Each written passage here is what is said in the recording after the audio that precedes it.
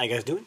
This is Jason with Tuna Tech, and I'm back again. So about a week ago, maybe a little more, I introduced a tablet from Lenovo, the Tab P12 Pro. It was a 12-inch tablet, Snapdragon 870, AMOLED screen, 120 hertz. Everything seemed to be up and up. And in the market we are in today, we talked about this before, the iPad reigns supreme in tablets. And in Android, iPad probably still reigns supreme, but Samsung has got the market of the high-end tablets. There's a plethora, yes, I use the word plethora, of cheap, crappy tablets from Walmart. I mean, they have a place. Amazon Fire tablets have a place. But Android tablets are starting to heat up. So we got the iPads of the world, the iPad Pros, the Minis. We have the Lenovo, the Samsung Tab series. And we also have another one. And that's what we're going to talk about today.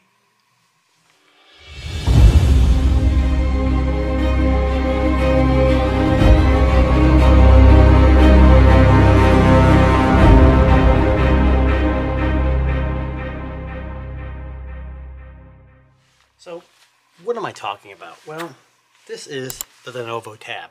This is the one I talked about last time. Comes with the pen in the box. It's got two cameras.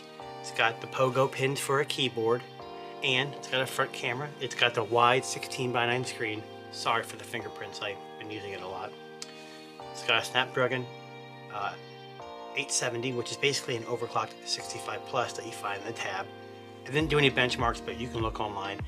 The Snapdragon 870 is slightly faster than the 865 Plus, but in real life usage, you probably won't see much of a difference.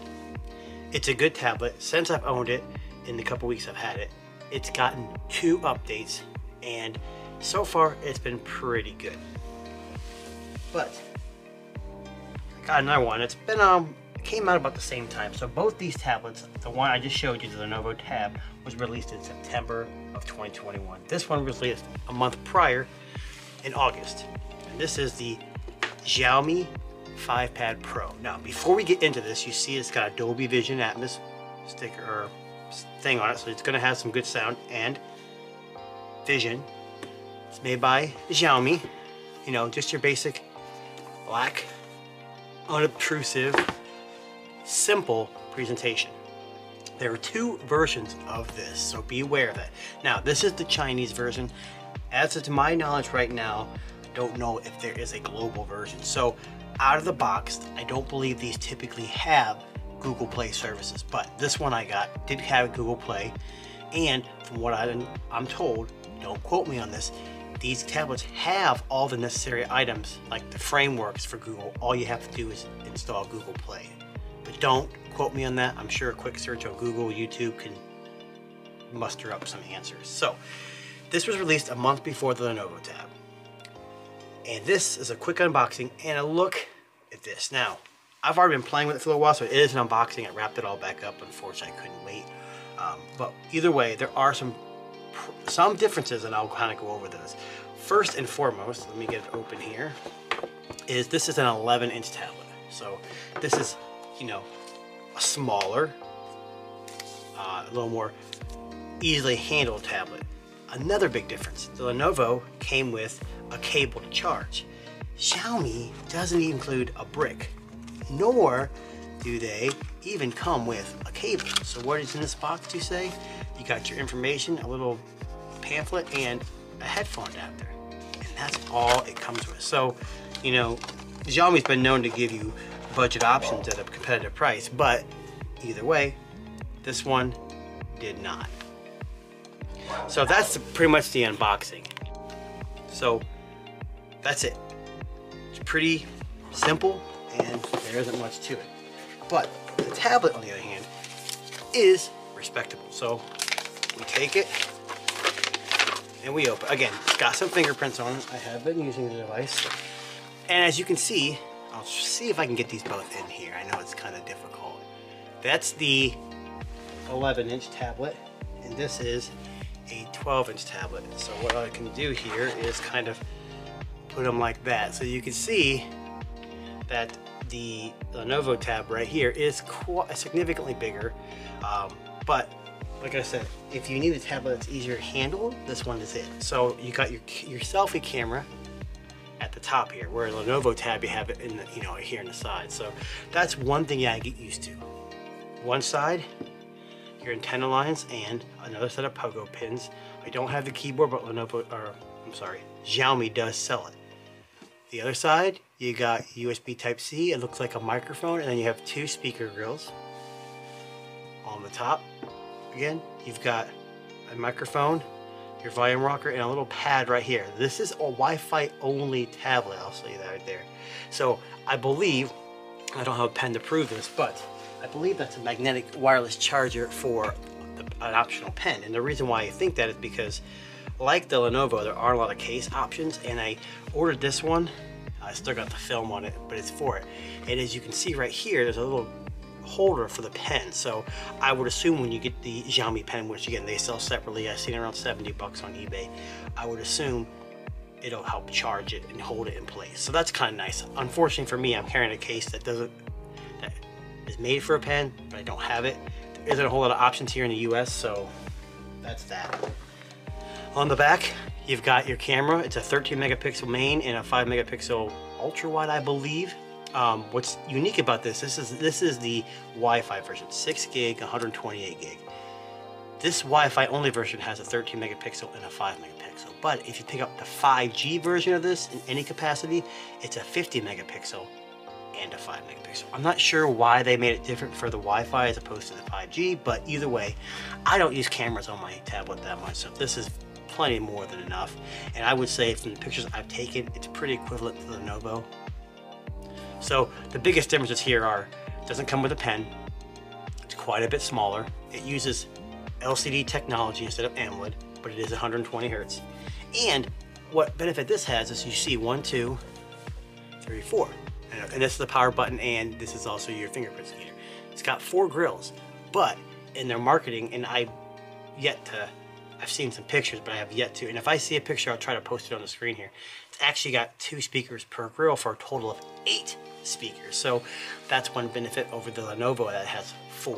The Lenovo sounds spectacular, and this one sounds good too. I don't know if I hear a huge difference with 8 as opposed to 4, but it does sound good. So I'm gonna power it on just so you can see it turn on, and while it's turning on, I will definitely let you go over some other things about these. So the Lenovo 5, the Xiaomi, Pad 5 Pro does have a Wi-Fi or an option for 5G connectivity. It was released in August.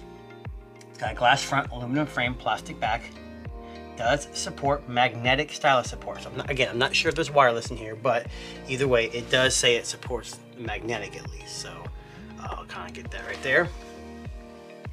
It's got an IPS LCD display that's 120 Hertz and supports HD10. The Lenovo Pad Pro does HD10 Plus, but they both support Dolby Vision. This is Xiaomi Pad 5 Pro, and it's 11 inches as opposed to 12.6 on the Lenovo. They both are running Android 11. I would say Lenovo is more of a vanilla flavor. When it comes to Android, there's not really much overlays, whereas Xiaomi has the MIUI 12.5.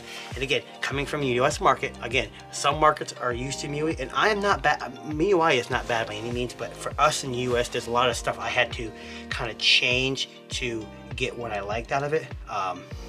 Either way, it's 12.5 running on Android 11. The Lenovo does have a micro SD expansion slot, whereas this one doesn't. And they both have an option for 128 6 gig or 256 8 gig. And obviously this does have an option for Wi-Fi or cellular, which Lenovo does not. Again, we talked about cameras. On the Lenovo, we got a 13 megapixel wide and a 5 megapixel ultra wide. On the Xiaomi, again, there's 2 models. The 5G model has a 50 megapixel main camera and a 5 megapixel depth camera, so there is no wide on that. On the Wi-Fi version, it's a 13 megapixel and a 5 megapixel. So they both do 4K 30 frames per second, 1080p at 30 frames per second. Again, not really sure how many people are doing a lot of video and pictures on these, but they suffice. And this front camera here is an 8 megapixel, same as on the Lenovo, but interesting enough, there's a time of flight sensor as well on the Lenovo. They both have stereo speakers. The Lenovo has 4, this one has 8. Lenovo claims JBL speakers. You know, I don't know if that's true. Like I said, the Lenovo seems to have a similar sound to this. I know this has 8 speakers, but it's also a smaller form factor, less space for reverberation, and the little boxes, if you watch Jerry Rig Everything, he takes apart the speaker grills. There's little balls in there for a better sound quality. So maybe the speakers are slightly smaller on this. They both do Wi-Fi, have 5.2 Bluetooth. They both have GPS. And the Lenovo does support NFC. And they both do Type-C. One thing I have looked into is this is a basic 2.0 Type-C, whereas Lenovo's a 3.1, so it does do video out, whereas I don't believe this one will. They both have side-mounted fingerprint sensors, and obviously this being a smaller device, it has an 8600 milliamp hour battery, and the other one, the Lenovo, has a 10,200 milliamp hour battery. The Xiaomi does fast charging at 67 watts, which is quick charge 4.0, and a power delivery of 3.0. The Lenovo does 45 watt charging. The difference in price in the US, the Lenovo is about $630 new. One downside to Lenovo is I cannot find the keyboard anywhere unless I go to AliExpress, and Lenovo has not said much about it. They keep saying on the website it's available, but I've not seen it or found it, as well as cases for it. This device is only sold in China and overseas, so there isn't a whole lot of cases either, but I did find one on Amazon that was Prime, which was the one I showed you, and it seems pretty decent. So that's a quick look at this. From my opinion, the screen is LCD and it is 120 Hertz. It is fantastic for an LCD. The AMOLED on the Lenovo is great too. I don't have any fingerprint set up. I don't have any face unlock, but it does offer face unlock as well. I have changed MIUI a little bit, so I have an app drawer, which isn't normal. You don't have the Google shelf on the side when you scroll. You go this way, you have apps that you have recently installed. One thing I've noticed is just when you pull this down, it has, you know, a notification shape, but there's no way to access your settings on that. And then when you scroll up again, you can go from the middle, and then you have notifications again. No option for your settings from the pull-down menu. I've tried to change that in settings, but I can't seem to get it to work. Also, this is not a US version, so it came with a lot of Chinese bloatware that I had to uninstall, but the good news is you can. Another thing I noticed when I first set it up is that when I went to type something, it was a US keyboard, but it was translating it into Japanese or Korean or Chinese, so I had to go in and check Gboard so it wouldn't automatically translate my typing. And that's about it. But to hit settings, you click here, you see all this. When you go to my device, you see it's version 13.0.4. It's MIUI 13 on this now. It was 12.5. It just got, I honestly, in talking about 12.5, that's what it came with. This just was really, I mean, I just installed this a couple days ago, so I'm not sure how long it's been out. So if I were you, and I was making a decision on an Android tablet, Samsung would be the go-to just because of the availability and the support it will have. The Lenovo Tab has impressed me so far with having 2 updates, and this one ours already had one since I've owned it, which is good. But this being a Chinese variant, it does have some strange quirks that you gotta get used to, but if you know anything about tech, it's easily avoidable. If not, maybe not go with this.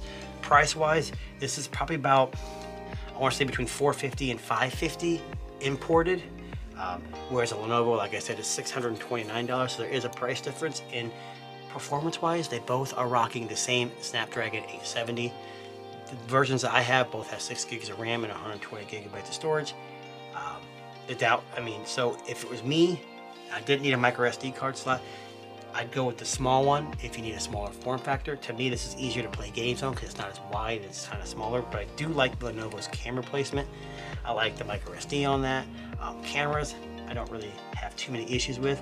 The only thing I'd like to try with both of them is the keyboard and the stylus for both of them. I do like the stylus on the Lenovo, and it does come in the box. So, my name is Jason. This has been Tuna Tech.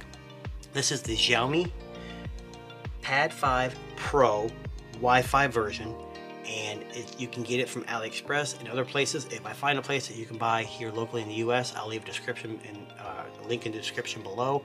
If not, I'll probably leave a description to the basic stuff to Xiaomi's website. Thanks for watching.